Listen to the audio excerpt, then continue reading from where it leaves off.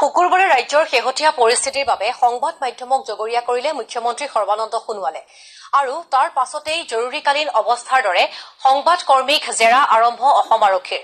এক কথাত ৰাজ্যৰ আইন শৃংখলা পৰিস্থিতি নিয়ন্ত্ৰণ কৰাতকৈ সংবাদ মাধ্যমক নিয়ন্ত্ৰণ কৰাতহে উঠি পৰি লাগিছে সৰ্বানন্দ সোণোৱাল নেতৃত্বাধীন ৰাজ্য চৰকাৰ। এই বাতৰি আগবঢ়াই এতিয়া বাতৰিৰ পৰা বিদায় লৈছো। নমস্কাৰ। প্ৰথমে মুখ্যমন্ত্ৰীৰ মন্তব্য শুনক।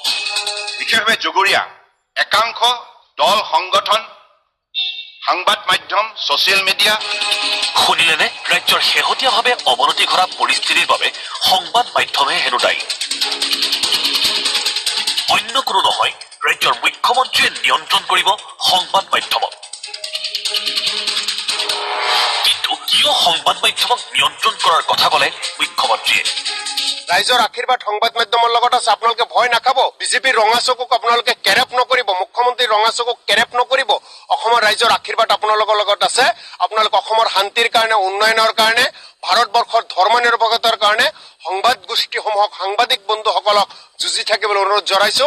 আৰু মুখ্যমন্ত্ৰী ডাঙৰীয়াৰ তেনেকুৱা কথাক আপোনালোকে যি কথা আপোনালোকৰ সাংবাদিকসকলৰ ওপৰত তেওঁলোকে দুখ জাপি দিব বিচাৰিছে, সংবাদ গোষ্ঠীৰ ওপৰত দুখ জাপিব বিচাৰিছে, তেনেকুৱা কথা কোৱা মুখ্যমন্ত্ৰী ডাঙৰীয়াক ধিক্কাৰ জনাইছো। কেৱল সংবাদ মাধ্যমক দোষাৰোপ নকৰি বিজেপি দলৰ সাংসদ বিধায়কসকলে যিবিলাক আপত্তিজনক প্ৰৰোচনামূলক উচতনিমূলক মন্তব্য কৰিছিল, সেই কথাটো মুখ্যমন্ত্ৰী মহোদয়ে দৃষ্টি নিক্ষেপ কৰক আৰু তেওঁলোকৰ বিৰুদ্ধেও কঠোৰ পদক্ষেপ গ্ৰহণ কৰক।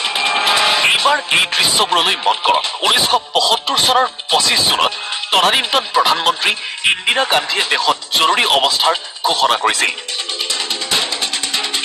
আৰু গান্ধীয়ে সম্পূৰ্ণৰূপে নিয়ন্ত্ৰণাধীন কৰিছিল সংবাদ মাধ্যমক। চৰকাৰৰ বিৰুদ্ধে বাতৰি প্ৰকাশ কৰিলেই নিষিদ্ধ ঘোষণা কৰিছিল সংবাদ মাধ্যমক। একেদৰে চৰকাৰৰ নেতিবাচক কথাক সমালোচনা কৰিলেই পোতাশাললৈ নিক্ষেপ কৰা হৈছিল সাধাৰণ জনতা আৰু বিৰোধী নেতাক। আৰু সেই 25 জুনক কলা দিৱস ৰূপে উদযাপন কৰে বিজেপিয়ে।